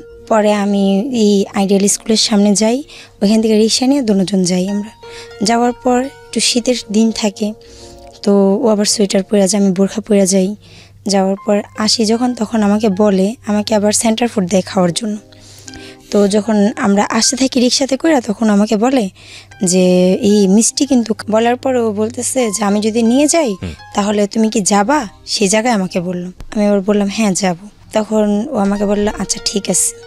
তো কথাবার্তা বলে আইসা পড়লাম। মানে আপনি ওকে অফার করেছেন? না, ও আপনাকে অফার করেছে? ও আমাকে অফার করছে। আমি তাহলে সেখানে কি মিষ্টি খাওয়ানো যায়? আচ্ছা, আমি ইন ডিটেইলি জানতে চাচ্ছি না বিষয়গুলো, আমি শুধু এতটুকু পরিষ্কার হতে চাই যে একটা অনৈতিক এবং অবৈধ সম্পর্ক যেটাকে আমরা বলি, সেটা আপনারা সেই সম্পর্কের মধ্যে আপনারা গেছেন কি জান নাই? হ্যাঁ, গিয়েছিলাম। তো সে আমাকে আর কি বলে যে আমি যেখানে নিয়ে যাব। কমিটমেন্টের বেসিসে ছিল? কমিটমেন্ট বলতে আমি যেটা বোঝাচ্ছি যে না, আপনি বর্তমান যে সম্পর্কে আছেন সেই সম্পর্ক থাকবে না আপনার, সেখান থেকে বের হয়ে যাবেন, বের হয়ে আপনি ওর সাথে সংসার করবেন, নাকি বন্ধুত্ব, ভালো লাগা, প্রেম এখান থেকে হয়ে গেছে? জাস্ট প্রেম এটাই হয়ে গেছে, কিন্তু কোনো প্ল্যান ছিল না, কোনো ফিউচার ছিল না। ঠিক আছে, কিন্তু আমার যখন ওর সাথে ফিজিক্যালি সম্পর্ক হয় তখন আমার মধ্যে একটা কাজ করতেছিল যে আমি ওকে পাইতে চাই সারা জীবনের জন্য। যেহেতু আমি ওইখান থেকে আমি আসছি আর ওর ভালোবাসা পাইছি, এটাকে আমি হারাবো না, এটা যেভাবে হোক এটাকে আমি চাই। ঠিক আছে, তো আমি শুধু ওর পিছনেই ছুটছি, অন্য কোনো কিছুর কথা চিন্তাও করিনি, মাথায় নিইনি যে কি হবে, আমার সংসার আছে বা কিছু। তখন শুধু ওর কথাই চিন্তা করছি 24 ঘন্টা। করতো না, তখন আমাকে খারাপ কথা বলতো। হ্যাঁ, তখন আমাকে খারাপ কথা বলতো, মানে আর কি খুবই বাজে ধরনের কথা বলতো, মানে এত খারাপ কথা বলতো যেটা আমি ভাষায় প্রকাশ করতে পারবো না। আর ওর মানে আমি তো আমি ওকে ভালোবাসছি, যাই করছি আমি ওকে ভালোবাসা করছি, আর এটা আমি জানি। আর আমি আমার ভালোবাসাটাকে আমি এটা অবৈধ সম্পর্ক, যেটা আমার করা উচিত হয়নি, আমি একটা সংসারে থেকে এটা করছি, এটা খুবই খারাপ, কিন্তু আমি ওকে ভালোবাসছি, আমার মন থেকে আমি ওকে ভালোবাসছি। আমি যেরকম সবসময় মনে মনে খুঁজতাম একজনকে, চাইতাম একজনকে, ও সেরকমই একজন, এর জন্য আমি ওকে ভালোবাসছি। আর এমন কোনো সম্পর্কের সাথে আমি কোনোদিনও জড়াইনি। ঠিক আছে, যার কারণে আমি ওকে ছাড়তে পারিনি, যে ওর সাথে আমার এরকম একটা সম্পর্ক হয়ে গেছে, আমি এখন আর ওকে ছাড়তে পারবো না। আমি তো একজনের আমানত আমি ধরে রাখতে পারিনি, আমি তার আমানত খেয়ানত করছি, আমি এখন তার কাছে যাবো কি নিয়ে? আমি তার কাছে আমার মনের কথা, আমি তার কাছে আর যাবো না ফেরত। আচ্ছা, ঠিক আছে, আমি এখন যাই হইব আমি ওকে চাই, কিন্তু ও কখনো বিয়ের কথাটা আমাকে বলতো না। ছেলেটা কখনো আপনাকে বিয়ের না, কথা ও বলতো না? বলতো এটা অসম্ভব, এটা কি হইব, কখন এটা হইব না, ঠিক আছে।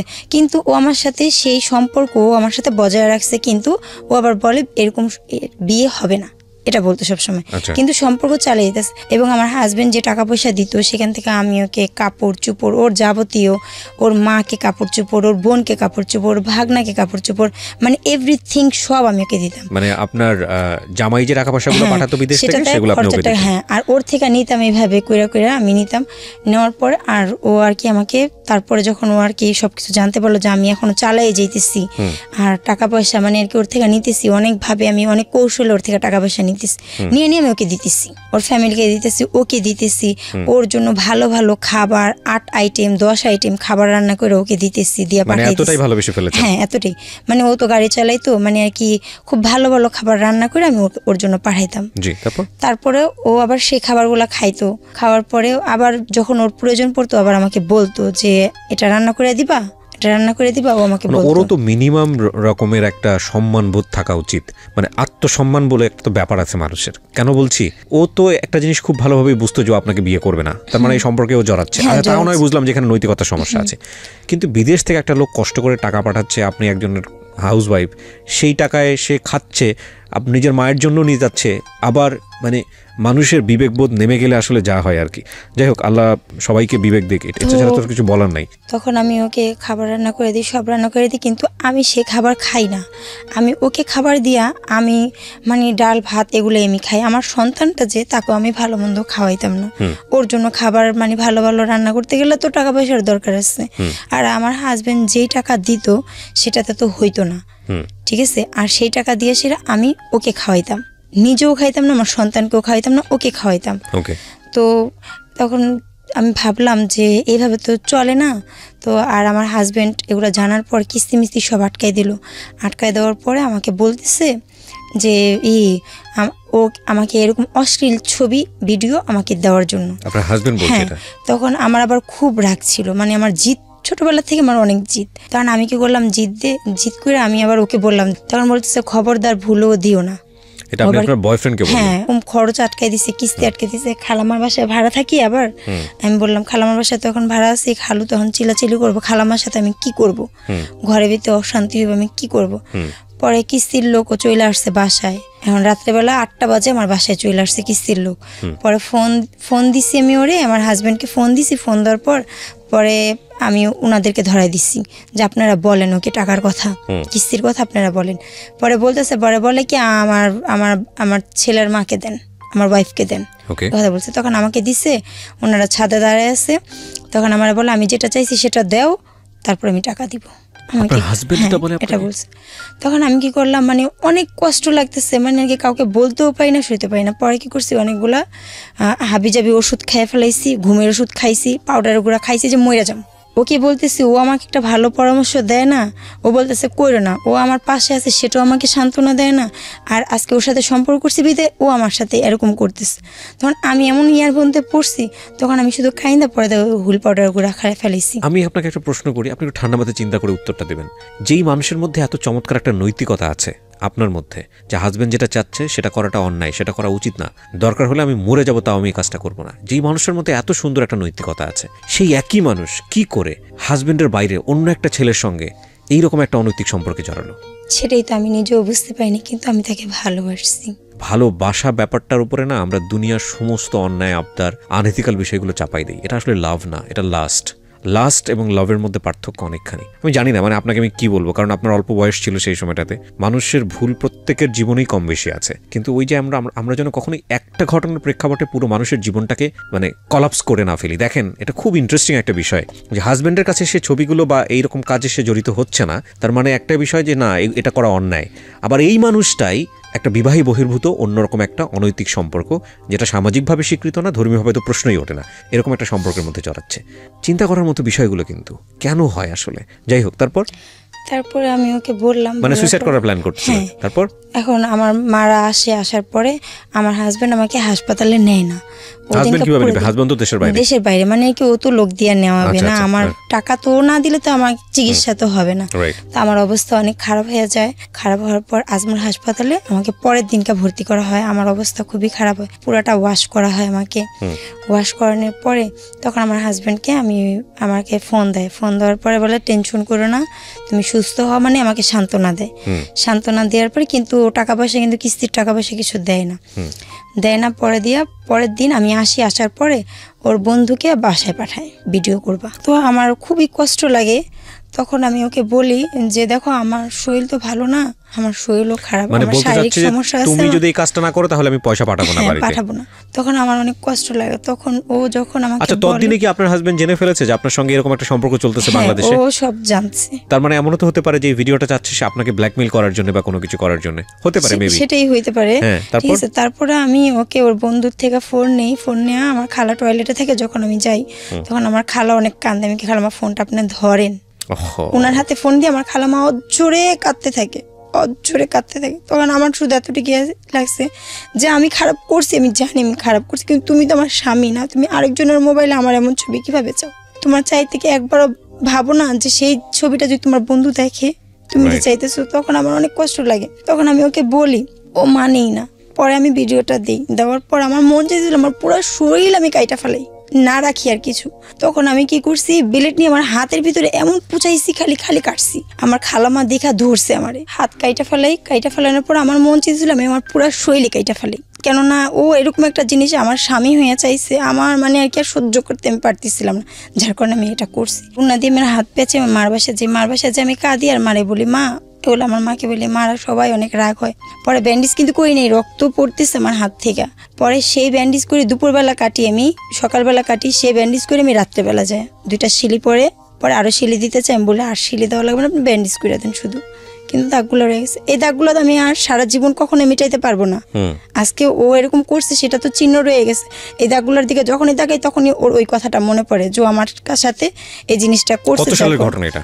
এটা 2016 সালের ঘটনা। 2016 সাল, ওকে। তারপর তখন আমি অনেক কাঁদার পরে ও এরপরে তো তারপর ওর সাথে সংসার তো আমার ছিলই। তারপরের থেকে মানে ওই যে সাহস পেয়ে গেলো, কেউ কোনো প্রতিবাদ করলো না, আর আমিও নিরুপায় ছিলাম। ঠিক আছে, ও আমাকে নেবে না, কিন্তু ও আমার সাথে সম্পর্ক রেখে গেল। রেখে যাওয়ার পরে আর আমি সবচেয়ে বড় কথা, আমি ওকে আমার মন থেকে ভালোবাসা ফেলাইছিলাম। এটা ছিল আমার সবচেয়ে বড় দুর্বলতা, যেটাকে ও ব্যবহার করে আমাকে এই পর্যায়ে আজকে আনছে। খরচের টাকা প্রত্যেক মাসে যখন দিত তখনই আমার একটা করে ভিডিও চাইতো। আমার বড় আপা আবার বাহিরে ছিল, জর্ডানে ছিল।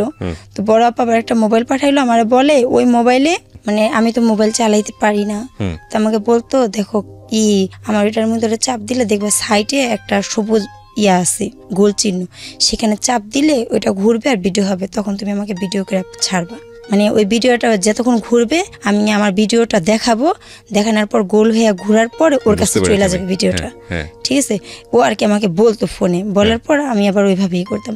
তো প্রত্যেক মাসে ও টাকা দিত আর এভাবে আমার থেকে ভিডিও নিত। মানে বিষয়টা এরকম ছিল যে তুমি ভিডিওগুলো যদি না দাও তাহলে টাকা পাবে না। মানে টাকা মানে ও ভিডিও দিলে ও টাকা দিত। ঠিক আছে, তখন ভিডিও দিতাম আর কাঁদতাম, খুব কাঁদতাম। কেন কাঁদতাম? যে আমি চাইতাম না আমার শরীরটা ও আর দেখুক, আমার কোনো কিছু আর দেখুক, কেননা আমি এখন অন্য কাউকে ভালোবাসি, আমার এখন ওর সাথে এগুলো আমার মানে সহ্য হইতো না, খুবই খারাপ লাগতো। তো এটা আমি ওকে বুঝাই পারতাম না। ঠিক আছে, আমি শুধু বলতাম আমি চাই না আমাকে আর কেউ দেখুক। আমার মনের ভিতরে আমার ভালোবাসার প্রতি এতটুকু বিশ্বাস ছিল, আমার কষ্টগুলা কোনো একদিন ও দূর করবে, এটা আমার বিশ্বাস ছিল। যে আমার ভালোবাসা দেখা ও একদিন হয়তো সবকিছু ফালায় আমাকে ভালোবাসবে, বা আমাকে তো ভালোবাসে, ও বলছে, ও আমাকে বলতো ভালো না বাসলে এতদিন পর্যন্ত সব যাই না, আমি তোর কাছে পড়ে থাকতাম না, এগুলো বলতো আমাকে। তো লুকায় আসতো, ওর সাথে দেখা সাক্ষাৎ আমার বাসায় ও করতো। তারপরে আমি বলি যে এভাবে তো হয় না, ও তো আমার মূল্যায়নটাও বুঝতেছেই না। আমি বাইরে চলে যাই, যখন আমি দূরে যাব তখন হয়তো আমার ভালোবাসাটা বুঝবে। তারপরে আমি বাইরে গেলাম, বাইরে বলতে মানে দেশের বাইরে চলে গেলাম। তখন আপনার হাজবেন্ড হচ্ছে কোন দেশে? ওকে ডিভোর্স দিই। হাজবেন্ড কি তখন ডিভোর্স দিতেন? দেশে থাকা অবস্থায় আমি ওকে ডিভোর্স দিই, চলে গেলাম বাইরে। ডিভোর্সটা আপনি যদি আপনার লাইফে এই ছেলেটা না আসতো তাহলে কি ডিভোর্স দিতেন? না, তাহলে ডিভোর্স দিতেন না। কেন দিতেন না? দিতাম না, এই হয়তো প্রশ্নের ওর কাছে উত্তরটা থেকে উনি না, অনেক না। আগেই দিয়ে দিয়েছেন, যারা অনুষ্ঠানটা শুনছেন তাদেরকে বলি। কারণটা হচ্ছে এত সমস্যা থাকার পরেও কিন্তু ওনার হাজবেন্ডকে উনি তখন ডিভোর্স দেয়নি, শুধুমাত্র এই যে তৃতীয় পক্ষ ওনার সম্পর্কের মধ্যে ঢুকে গেল, এই ছেলেটাকে উনি লাভ করে ফেললো নাকি কি ধরনের একটা সম্পর্ক হয়ে গেল, যেটার একটা নাম আছে বাংলায় বলে পরকীয়া। যাই হোক, আমি যদিও এই শব্দটা উচ্চারণ করতে চাই না, কিন্তু এইরকম একটা সম্পর্কে যাওয়ার ফলে দেখেন উনি ডিভোর্স দিয়ে দিল। আপনার বাচ্চার বয়স কত তখন? আমার বাচ্চার বয়স তখন ছিল 4 বছর। 4 বছর বয়স। কত সালে ডিভোর্স দিলেন হাজবেন্ডকে? মানে ওর যখন ঈদি তখন আমার ছেলের বয়স ছিল 5 বছর, মানে ওর সাথে যখন সম্পর্ক হয় আমার, তখন আমার ছেলের বয়স ছিল 5 বছরই। ওর না, সাথে সেটার দরকার নাই, আমি জানতে চাচ্ছি কত সালে আপনি ডিভোর্স দিলেন হাজবেন্ডকে? কত সালে ডিভোর্স দিয়েছি? 2017-তে। 2017-তে, 2020 সাল চলছে, মানে আজকে থেকে 3 বছর আগের ঘটনা। হাজবেন্ডকে যে ডিভোর্স দিলেন কারণ কি উল্লেখ করেছিলেন? কারণ উল্লেখ করছিলাম যে আমি ওর সাথে থাকবো না, আমার ওর সাথে আমার মানানসই হয় না, ঠিক আছে, মানে এটা আর কি নিয়ে গিয়ে কাজী আমাদের পরিচিত ছিল, ওনার মাধ্যমে আর কি আমি আপনার ডিভোর্স হাজবেন্ড কোনো রিকোয়েস্ট করেছিল আপনাকে যে না এটা কাজটা করো না?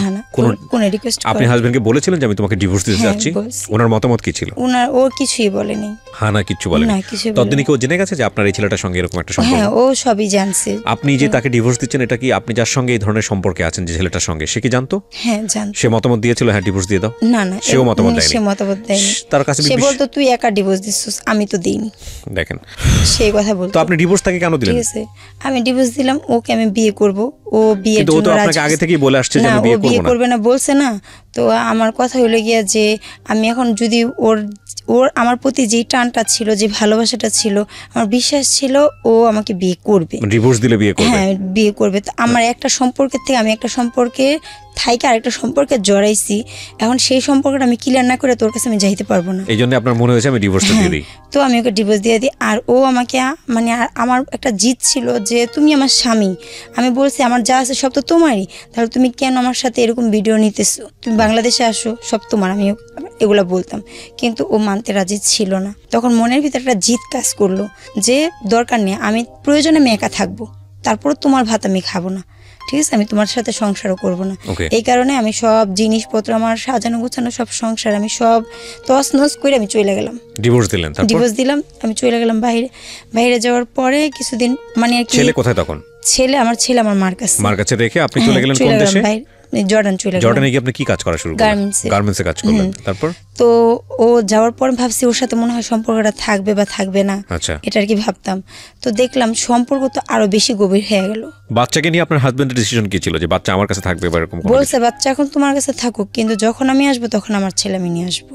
আচ্ছা, তো আপনি রাজি ছিলেন? তা আমি বলছি যদি আমার ছেলে তোমার কাছে যাইতে চায়, কোর্টে যদি তুমি যাও, যদি আমার ছেলে যাইতে চায় তাহলে তুমি নিয়ে যাবে, সমস্যা নেই, কিন্তু আমার ছেলে তো যাবে না। আচ্ছা, যাই হোক, তারপর পরে আমি চলে গেলাম। চলে যাওয়ার পরে ও আর কি করলো, ওর সাথে সম্পর্কটা আরো বেশি গভীর হলো। তখন আমাকে বলল যে আচ্ছা ঠিক আছে, আমার মার সাথে কথা বলি। ওর মার সাথে আমাকে কথা বলাইলো, ওর মাকে আমাদের সম্পর্কটা জানাইলো। কিন্তু আমি কখনো কল্পনাও করিনি যে করবে, কিন্তু একটা মনের মধ্যে একটা বিশ্বাসও ছিল যে হ্যাঁ, আমার ভালোবাসা যদি সত্যি হয় ও আমাকে নিবে। কথা বলানোর পরে তো আমি আর কি কয়েকদিন যাওয়ার পর ওর মা আর কি জিজ্ঞাসা করলো মেয়ের কি বিয়েটি হয়েছিল নাকি, এগুলো জিজ্ঞাসা করলো কি ওর মুখ থেকে, যেটা আমার শোনা। তখন ও আবার বললো যে হ্যাঁ, বিয়ে হয়েছিল, কিন্তু এখন সম্পর্ক নেই। ও আর কি ওর মাকে আর কি বললো। পরে বললো যাবার কয়েকদিন পরে বললো বাচ্চা কাচ্চা কিছু আছে নাকি, বিয়ে তো হয়েছে ঠিক আছে, কিন্তু বাচ্চা কাচ্চা কিছু আছে। তখন বলছে একটা বাচ্চা আছে, কিন্তু বাচ্চা ওর কাছে না, ছোট, দাদিরা নিয়ে গেছে, এই কথা বলছে, ওর কাছে নাই। তো ওর মাকে আমি আবার মানে আর কি, ও কিন্তু একটুখানি আগে বলছে, বলার পর তখন আমি বললাম যে আমি আমার কথা আমি আমার ভাবে আমি বলবো। পরে বলতেছে না, আমার থেকে না জিজ্ঞাসা করে কিছু বলবা না, ঠিক আছে। তো ওর সাথে আমি রাগারাগি করে আমি কি করছি, অফিস ছুটি হওয়ার পর, আমি তখন জর্ডানে থাকি, অফিস ছুটি হওয়ার পর আমি ওর মাকে বলি, একটা মানুষ একটা সম্পর্কে যখন আবদ্ধ হয় তখন সে চেষ্টা করে সেই সম্পর্কটা ধরে রাখার জন্য। আমি অনেক চেষ্টা করছিলাম, কিন্তু আমি পারি নাই। আমি একটা অজুহাত দেখাইলাম যে যেটা করছে, আমি বলছি আমি অনেক কষ্টে ছিলাম, অনেক সমস্যা ছিল, যার কারণে আমি ওকে ছাইড়া দিব সারে। কিন্তু মেন সত্যটা তো ও জানতো, ঠিক আছে, ওর মা না জানতো কিন্তু ও তো জানতো। তা আমি ওকে বলার পরে ওর মাকে বলি আমার একটা ছেলে আছে, ছেলেটা ওর দাদিদের কাছে থাকে, আমার কাছে নাই, এই কথা আর কি বলি। কিন্তু অলরেডি ছেলে আমার কাছে, কারণ আমি যদি ওদের বাড়িতে যাই ছেলে তো যাবে না, আমি একাই যাব, এই কারণে ছেলে কোথায় থাকলো সেটা কোনো না, এর জন্য আমি বলছি কথা। তখন ও আমাকে বললো তুই আমার সাথে কথা না বললা তুই জজের কাছে বিচার চাইতে গেছো, জজ এখন যা রায় দিবে তাই হবে, তারপর ওর মা আমার সাথে প্রতিদিন কথা বলতো, আমি যদি একদিন ফোন না দিতাম ওকে বলতো শিপা তো আজকে ফোন দিল না। ঠিক আছে, তো এইভাবে 1 বছর যায়। এই 1 বছরে আমি যা টাকা পাঠাই সব ওর কাছে। ঠিক আছে, আমার ছেলের জন্য আমি মাসে 3000 টাকা করে দিতাম আমার মার কাছে খরচের টাকা। ও এর মধ্যে আবার 1 বছরের মধ্যে আমরা যেহেতু একজন মুসলিম, ঠিক আছে, আমি আগেও বলছি এখনো বলতেছি, যে আল্লাহ সৃষ্টি করছে তাকে আমরা সবাই মানি, যে সে আছে, হয়তো তাকে দেখি না কিন্তু জানি। ইভালুয়েট করেন না, হ্যাঁ, কি করেছে? ঠিক আছে, তারপরে সে আমাকে বলে, মানে আর কি ফোনের মধ্যে সে আমাকে বলে যে আমি তোমাকে বিয়ে করব। তো আমাকে বলে যে আমি আল্লাহকে সাক্ষী রেখে, নবীকে সাক্ষী রেখা, 30 পারা কোরআনকে সাক্ষী রেখা তোমার মানে এই নাসির সাহেবের 3য় কন্যা মোসাম্মদ শেফালি আক্তারকে আমি আমার স্ত্রী হিসেবে গ্রহণ করলাম। 2 লাখ এত টাকা দেনমোহর ধার্য করে, হ্যাঁ নিজে ফোনে।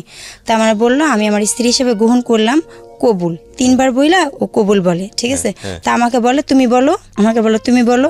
তা আমি এবার হাসতেছি, তা আমি বললাম যে হ্যাঁ, তখন আমি আবার বললাম। তো সেম কাহিনী ও 2 বার করে আমার সাথে। এটা তো প্রথমত এটা তো আমাদের ধর্মীয় মতে এটা তো বিয়ের বিধান না।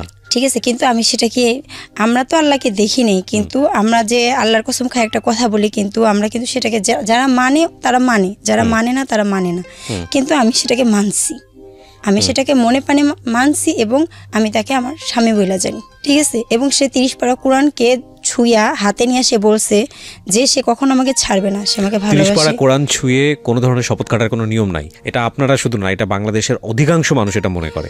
কোরআন ছুঁয়ে শপথ করার কোনো নিয়ম নাই। এটা আমি ধর্মীয় ব্যাপারে যে খুব ভালো জানি তা না, বাট যতটুকু জানি তাতে আমার জ্ঞান যদি বলে, যেটা বলে যে না এরকম কোনো বিধান আমি কখনো কোথাও পড়িনি, পাইনি। যতটুকু জানি কসম কাটা যাবে শুধুমাত্র একমাত্র আল্লাহর নামে, যেটাকে বলা হয় আল্লাহি। সো আল্লাহর নাম ছাড়া কোনোভাবেই কারো কোনো বিষয়ে কোনো জিনিস নিয়ে কসম কাটার কোনো নিয়ম নাই। এবং কথায় কথায় দেখবেন যে আমাদের গ্রাম অঞ্চলে এটা হয়, বিভিন্ন সময় হয়, কোরআন শরীফ হাতে নিয়ে বলো, কোরআন শরীফ হাতে শপথ করা, এটার কোনো নিয়ম নাই, এটা করলে গুনাহ হবে। যাই হোক, আপনারা এটা করেছেন, তারপর? হ্যাঁ, এটা করছে ও 2 বার করে আল্লাহকে সাক্ষী রেখা এইভাবে আমাকে বিয়ে করে। তো আমি সেটাকে আমার বিয়ে বলে আমি মানি। এবং যখন আমি বাংলাদেশে আসার পর আমার মা বাবাকে সবাইকে জানাই যে আমরা বিয়ে করছি, আর ওর ফ্যামিলি বলছে আইসা আমাকে কাবিন করে নিয়ে যাবে। তো আমাকে বলছে যে তুমি তো আমার বউই, আমাকে বলতো তুমি তো আমার বউ। ঠিক আছে, এবং আমাকে নিজ হাতে নাকফুল পরায় দেয়। ঠিক আছে, এবং কোরআন শিব আইনা আমাকে কোরআন শিবও আমাকে দেয়, কোরআন শিবও দেয় এবং আমাকে নাকফুলও পরায় দেয়। ঠিক আছে, আমি তখন থেকে আমার হাজব্যান্ড তো আমি ডিভোর্স দিয়ে দিচ্ছি ওকে, তখন থেকে আমি আমার স্বামী বলে জানি। ঠিক আছে, যার কারণে আমি ভাবছি এখন আমি এটাকে মানি। হয়তো আমার রেজিস্ট্রি হয় নাই, রেজিস্ট্রি যদি হইতো, যে সে যা করছে যা বলছে সেগুলো হয়তো আমি আমার বুঝাইতে পারতেছি না। ঠিক আছে, এটা করার পরে কি করলেন? তখন আমার মাকে আমি বলি যে মা আমরা বিয়ে করছি, আমি আমার মাকে বলি। তো ওকেও বলি যে মাকে এই কথা বলছি। তখন ও আমার কথায় ও সায় দেয়। ঠিক আছে, ও কিন্তু অমত হয় না, কেননা ও আমাকে বিয়ে করবে। ঠিক আছে, ও আমাকে নিবে, ওর ফ্যামিলি আমাকে নিবে, যার কারণে ও সেটাতে থাকে। তখন আমরা ওইখানে আমার ছোট বোনের তো বিয়ে হয়ে যায়, ছোট বোনের হাজবেন্ড আর আমরা একসাথে ভাড়া নিই, একটা ফ্ল্যাট ভাড়া নিই। তখন আমরা সেখানে সংসার করি, আমার ছেলেও থাকে। সংসার করেন আপনারা এই বিয়ের উপর বেসিস করে? এই বিয়ের উপরই করে আমরা সংসার করি।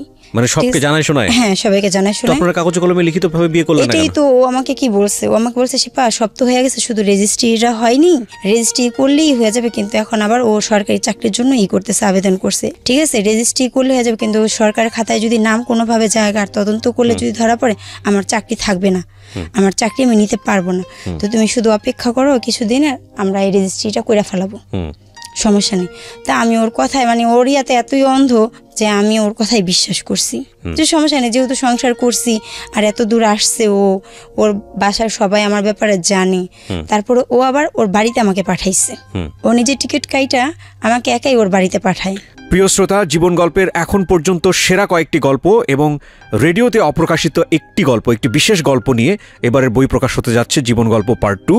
যারা এই বইটি ঘরে বসেই সংগ্রহ করতে চান, কারণ অল্প সংখ্যক বই বাজারে আনা হয় প্রতি বছরই ফেব্রুয়ারি মেলাকে কেন্দ্র করে, বইমেলাকে কেন্দ্র করে, তারা ফোন দেবেন এই নাম্বারে। নাম্বারটি হচ্ছে boibajar.com-এর এবং নাম্বারটি হচ্ছে 09611262020। আমি আবারও বলছি 09611262020। এই নাম্বারটিতে ফোন দিন। বইয়ের মূল্য রাখা হয়েছে সর্বসাকুল্যে 200 টাকা মাত্র। ওকে, যেখানটায় আমরা ছিলাম। এখন ওর বাড়ির থেকে আসার পর আমি যখন আমার বাইরে যাই, বাইরে যাওয়ার পরে ও যখন চাকরির জন্য হয়ে যায়, তো ও ট্রেনিংয়ে চলে যায়, আমি বাইরে চলে যাই। বাইরে যাওয়ার পরে ও আস্তে আস্তে মানে আমার প্রতি মানে আর কি আমার পিছে সাইড কাটার চেষ্টা করতেছে। তখন আমি বলি কি হলো তোমার? পরে ও আমাকে বলে যে দেখো এখন আর কোনো কিছু সম্ভব না, খালি ও এই কথাই বলে আমাকে তুমি মাফ করে দাও, এখন আর কোনো কিছু সম্ভব না, আমাকে তুমি মাফ করে দাও। আমার এখন টাকার জন্য ও অন্য জায়গায় বিয়ে করবে, ঠিক আছে? অন্য জায়গার থেকে মানে যেটা ডিমান্ড বলে সেই ডিমান্ড এখন ওর সরকারি চাকরি হয়ে গেছে, এখন অন্য জায়গায় বিয়ে করবে। বিয়ে করার কারণে ও এখন আমাকে আর চাইতেছে না। তো ওর মাকে আমি জানাই যে আমরা বিয়ে করছি, আমরা সংসারও করছি, আমি ওর মাকে জানাই। তো ওর মারা কেউ আমার কোনো কথা শুনে না। আমি মানে যেভাবে পারি আমি আমার পরনের জামা বিক্রি করে আমি ওর জন্য টাকা পাঠাই। তখন আমি ওকে বলি তুমি যদি আমাকে ছাইড়েই দিতা, যখন আমি বাংলাদেশে ছিলাম তখন তুমি আমাকে ছাড়তা, তাও আমি মনটাকে বুঝাইতে পারতাম। আমার সন্তান ছিল, আমার সন্তান আমার চোখের পানি মুছা দিত। আজকে তুমি কোন জায়গায় না আমাকে একা করে ফেলাইলে। তো এখন ও আমাকে বলে যে এগুলা করতে করতে ও মানে ওর মাকেও বলি আমি কারো কাছ থেকে কোনো কিছু পাই না। না, কিন্তু আপনাকে ছেড়ে দিল কিভাবে? ও আমাকে বলতেছে যে আমাকে আর এর মধ্যে আমার হাজবেন্ড আরো একটা খারাপ কাজ করছে, খুবই খারাপ কাজ। আমার কিছু ছবি ওই স্ক্রিনশট মাইরা ওই ছেলের কাছে পাঠাইছে। হ্যাঁ, সেই ছবিগুলো স্ক্রিনশট মাইরা ও পাঠাইছে, সেগুলোর জন্য ভিডিও ফুটেজগুলো যেগুলো ছিল, হ্যাঁ ওই স্ক্রিনশট মারছিল। স্ক্রিনশট মাইরা সেটা তো আমি জানতাম না, সেটাতে আমার চেহারাও ছিল। সেটা পাঠায়া পরে দাও ওকে অনেক খারাপ খারাপ কথা বলছে। এখন ওর সেগুলা মাইন্ডে লাগছে। এগুলা নিয়ে আবার ও আমার কিছু কিছু স্ক্রিনশট মারছিল যখন আমি বাইরে ছিলাম। ও আমাকে সেগুলাতে ব্ল্যাকমেল করছে। কি ব্ল্যাকমেল করেছে? বলছে আমি যদি কোথাও যাই তাহলে ওই ছবিগুলো দেখাবে। কোথাও যাই বলতে মানে আমি যদি কোনো মিডিয়াতে বা কোথাও ওর ব্যাপারে কিছু বলতে যাই, বা আমি যদি কোনো বাড়াবাড়ি করি পুলিশের কাছে যাই, তাহলে ও সে ছবিগুলো দেখাবে। তারপর আপনি জিডি করেন? ঠিক আছে, হ্যাঁ। পরে আমি আসার পরে আমি ওর নামে বাংলাদেশে আসি। আমি পরে যখন ও আমাকে বলে যে আমি কিন্তু সবকিছু উদ্ধে ভাইয়া ওকে ভালোবাসি, আমি এখন ওকে ভালোবাসি, ঠিক আছে? দেখেন আপনার ভালোবাসা নিয়ে কতটা যুক্তিযুক্ত সেটা আমি নিয়ে কথা বলবো না। আমি জানি আমি অপরাধ করছি, কিন্তু আমি ওকে ভালোবাসি। আর ওর মারা সবাই আমার কষ্ট একটাই, আমার প্রবাসের টাকাগুলো তারা খাইছে। আপনি কি আপনার ভুলটা বুঝতে পেরেছেন? আমি আমার ভুলটা বুঝতে পারছি, দেখি তো আজকে আসছি এখানে। আমি একটু আপনাকে বলি শেফালি, আমি একটু বলি, আপনার মনে অনেক কথা জমে আছে। আপনি সে কথাগুলো বলার জন্য, হালকা হওয়ার জন্য এখানে আসছেন, কারণ আপনি কাউকে বলতে পারেননি। যার কাছে আপনি বলতে যাবেন সে আপনাকে বলবে যে তুমি কাজটা ভালো করোনি, খারাপ করেছো, আপনাকে সেই কষ্ট দিবে, এটাই স্বাভাবিক। কিন্তু শেফালি নিজের ভুল বুঝতে পারাটা খুব জরুরি। হ্যাঁ, আপনার একটা খুব সুন্দর সন্তান আছে, আমি জানি স্টুডিওর বাইরে তাকে আপনি বসিয়ে রেখে এসছেন, আপনার ভাই আপনার সঙ্গে এসছে সাপোর্ট করার জন্য। তো আপনি তো নিজের ভুলটা বুঝতে পেরেছেন, এটাই সবচেয়ে বড় কথা। আপনি আল্লাহর কাছে মাপ চান। আর দ্বিতীয় কথা সেটা হলো যে এই ছেলেটা আপনাকে যেহেতু হুমকি দিয়েছে, আপনি তার নামে জিডিও করেছেন। জিডিটা কবে করেছেন? জিডিটা আমি 26 তারিখে করে, জিডি থেকে মামলা হয়ে গেছে? মামলা হয়ে গেছে, কাগজ পাঠানো হয়েছে ওর কাছে, আজকে ওর কাছে কাগজ পৌঁছাবে। আপনি জিডির সঙ্গে কোনো প্রমাণ কি দেখিয়েছেন? হ্যাঁ, প্রমাণ দেখাইছি। কি প্রমাণ দেখাইছেন? ওর সাথে ও সবকিছু মিথ্যা বলছে, ও আর কি যার মাধ্যমে। কিন্তু কোনো কাগজ কলম তো নাই, আপনি প্রমাণ কি দেখাবেন? কলম নাই, কিন্তু আমার কাছে এখন আমি ওকে সব টাকা পয়সা দিয়ে আমি একদম। কত টাকা দিয়েছেন সবকিছু মিলিয়ে? 3 লাখ টাকার মতো। আচ্ছা, 3 লাখ টাকা আপনার জায়গা থেকে অনেক টাকা। কিন্তু আজকে এই যে ঘটনাটা ঘটলো আপনার জীবনে, বিবাহ পরবর্তীতে এরকম একটা ছেলের সঙ্গে সম্পর্কে জড়িয়ে পড়া, সবকিছু মিলিয়ে আপনার জীবনের শিক্ষাটা কি? আপনি নিজে কি শিক্ষা নিয়েছেন এটা একটু বলেন তো আমাদের। আমি শিক্ষা নিয়েছি যে আমি ওকে বিশ্বাস করে আমি ঠকছি। আমার মতন কেউ যেন এভাবে বিশ্বাস করে না ঠকে আমার হাতে। আমি যদি চাইতাম তাহলে ও আমার সাথে যে বেমানিটা, যে ধোকাটা করছে, আমি যদি অতটুকু চালাক হইতাম আমি ওকে ধরতে পারতাম তখনই, যখন ওর সাথে আমি সংসার করছি। তখনই কিন্তু আমি ওকে চাপে ফেলাইয়া আমি রেজিস্ট্রিটা করে ফেলাইতে পারতাম, কারণ আমরা যেহেতু সংসার করতেছি রেজিস্ট্রিটা আমি করে ফেলাইতে পারতাম। রেজিস্ট্রি করলে ও যদি আপনাকে মন থেকে না চাইতো, ও যদি একবার আমাকে রেজিস্ট্রি করতো, আমার এতটুকু বিশ্বাস যে ও যেহেতু বিয়ের পর্যন্ত ও আসছে, ও আমার সাথে সংসার করছে এইভাবে, সেহেতু ও আমাকে নিতে বাধ্য হইতো। আজকে আমার কাছে কি হতো সেবালি? না, আপনি আমার প্রশ্নের উত্তর দেন। বাধ্য হয়ে লাভটা কি হতো? ও আপনাকে নিতে বাধ্য হলো কিন্তু মন থেকে আপনাকে চায় না, লাভটা কি হতো? মন থেকে বলে নিতে আসে পাথর ক্ষয় হয়, ও আমাকে ভালোবাসে এটা আমি জানি না। শেফালি, এই জায়গাটাই সবচেয়ে বড় ভুল। আইন আপনাকে, আপনার সাথে কেউ অপরাধ করলে সেই সাপোর্টটা দিবে, সেটা আইনের দেওয়ার জায়গা। কিন্তু আপনাকে কেউ আইন কখনোই বাধ্য করাতে পারবে না যে আপনার প্রতি ভালোবাসা জন্মানোর জন্য। যদি তাই পারতো তাহলে পৃথিবীতে ডিভোর্স হতো না, দুটো মানুষের সম্পর্ক এত বিচ্ছেদ হতো না, সবকিছু জোড়াতালি লেগে টিকে থাকতো। এখন আপনি তাকে পাগলের মতো ভালোবাসেন, সেটা ঠিক আছে, কিন্তু সে যদি আপনার সাথে মাস্টার প্ল্যান করে এগিয়েই থাকে যে এটা শুধুমাত্র অনৈতিক সম্পর্ক, এর বাইরে সে আপনার সাথে কোনো কিছু করতে চায় না, তাহলে এই মানুষটা আজ হোক কাল হোক আপনার কাছ থেকে ছুটতোই ছুটতো। কিন্তু আপনি সেটা অ্যাকসেপ্ট করতে পারেন নাই, এটাই হচ্ছে মূল বিষয়। না কেন, ও আমাকে বলছে যে দেখ তোর বাপের কি অনেক অর্থ সম্পদ আছে, সেটা দেখে আমি তোরে ভালোবাসছি না, তোর ভালোবাসা দেখে আমি তোরে ভালোবাসছি। এগুলো প্রেমে পড়লে এগুলো উল্টাপাল্টা কথাবার্তা অনেকেই বলে। শোনেন, আমি শেষ বেলায় যে কথাটা আপনার জন্য বলতে চাই এবং আমার শ্রোতা যারা আছে তাদের জন্য যে কথাটা বলতে চাই, যে সব কিছুরই একটা মাপযোগের একটা ব্যাপার আছে। মাপযোগের কেন বলছি, সমানে সমানে দৌড়ালে না সেটা সামনের দিকে যায়। যদি বলি যে একটা চাকা বড় আর একটা চাকা ছোট, এটাকে যদি আপনি দুইটা চাকা যদি এক করে আপনি যদি ঠেলা শুরু করেন, এটা কিন্তু সামনের দিকে আগাবেন, এটা ঘুরপাক খাবে, বৃত্তের মতো ঘুরপাক খাবে। হ্যাঁ, ওই ছেলেটা কোনো না কোনোভাবে হয়তো মনে করেছে আপনি বিবাহিত, আপনার একটা বাচ্চা আছে, সে অবিবাহিত, সুতরাং স্ট্যাটাসের জায়গা থেকে সে আপনার থেকে অনেক বেশি অ্যাডভান্স। আর আপনি তাকে ভালোবেসে ফেলেছেন বিকজ আপনি এইরকমভাবে কোনো কেয়ার বা আপনার চোখে দেখতে ভালো লাগে এরকম ছেলে কখনো কাছাকাছি এতটা পান নাই, যে কারণে আপনি তার প্রতি ফলেন হয়েছেন, ভালোবেসে ফেলেছেন। কিন্তু বৈবাহিক সম্পর্ক জায়গাটা না অন্যরকম জায়গা, যেটা আমি আমার সিক্রেটস বলেন, জীবন গল্প বলেন, সব অনুষ্ঠানে সবসময় এই কথাটা বলি যে বিয়ে সম্পর্কটা শুধুমাত্র ভালোবাসার উপর বেসিস করে আগানো উচিত না। কারণ বিয়ে সম্পর্কটা শুধুমাত্র দুইজনের চিন্তা না, বিয়ে সম্পর্কটা দুইটা পরিবারের বন্ধন, এবং সেখানে ব্যালেন্স না থাকলে ওর ফ্যামিলি, ওর মা, ওরা সবাই আমাকে বলছে যে তারা আসবে, তার বড় মেয়ের জামাই আসবে, তার বড় মেয়ে আসবে, আয়েশা আমাকে কাবিন করে নিয়ে যাবে। আপনি কখনো ওর ফ্যামিলিতে থেকেছেন? হ্যাঁ, আমি ওর ফ্যামিলিতে গিয়ে সংসার করেছেন? কত মাস থেকেছেন ওর ফ্যামিলিতে? আমি কত মাস না, আমি যাবার আগে ওর মা আমাকে নিয়ে একবার দুইবার যাওয়া না, আপনি একটানা 2-3 মাস থেকেছেন ওর ফ্যামিলিতে? তাহলে আপনি বুঝবেন কি করে আপনার ফ্যামিলি? একদিন 2 দিনের জন্য যাওয়াটা কিন্তু একটা পরিবারকে জাজ করার জন্য এনাফ না। আপনি একটা বিবাহিত মানুষ, আপনার বাচ্চা নিয়ে যখন আপনি পুরোপুরি পরিবারে সেটেল হতেন, কাবিন করার পরে হোক, যাওয়ার পরে হোক, তখন ওটা কেমন হতো সেটা কিন্তু আপনি এই 2 দিনের সম্পর্কে আপনি কিন্তু বুঝতে পারবেন না। তো আমার মনে হয় কি এগুলো একটু যাচাই বাছাই করে যাওয়া উচিত। যে কোনো সম্পর্কে থাকা অবস্থায় অন্য কোনো সম্পর্কে সুইচ করার আগে অন্তত 1000 বার চিন্তা করা উচিত, এবং অন্য কোনো সম্পর্কে সুইচ করার ফলে বর্তমান সম্পর্কটার মধ্যে কাট আপ করার আগেও অন্তত 1000 বার চিন্তা করা উচিত। আমার মনে হয় আজকের এই সিক্রেটস থেকে এই জিনিসটাই আমাদের শেখার আছে।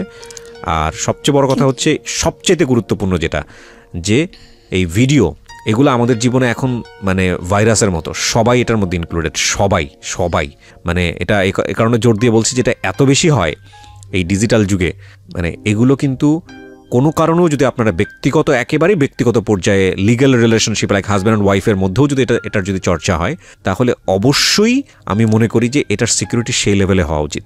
And the thing is that, প্রথমত করা উচিত না এগুলা, আর দ্বিতীয়ত যদি এটা হয়েই যায় তাহলে সিকিউরিটিটা সেই লেভেলে থাকা উচিত, বিশেষ করে হাজব্যান্ড অ্যান্ড ওয়াইফ বৈধ সম্পর্কের মধ্যে। অ্যান্ড যদি কখনো ফ্ল্যাশ আউট হওয়ার কোনো ধরনের কোনো রিস্ক থাকে, don't worry about this, cause বাংলাদেশে আইন আছে। কেউ যদি আপনাকে ব্ল্যাকমেইল করতে চায়, কেউ যদি আপনাকে এটা নিয়ে